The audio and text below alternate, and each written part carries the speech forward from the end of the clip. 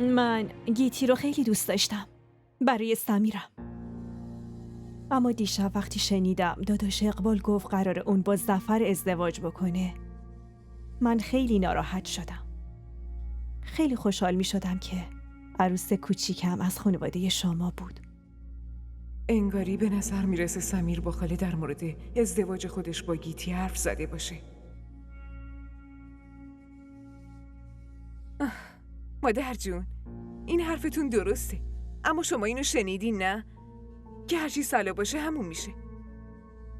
گیتی اخلاقش کاملا فرق داره، سمیر اخلاقش کاملا متفاوته.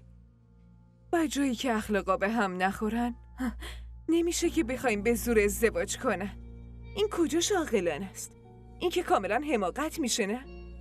من گیتی رو میشناسم، اون برادر زادمه و سمیرم میشناسم.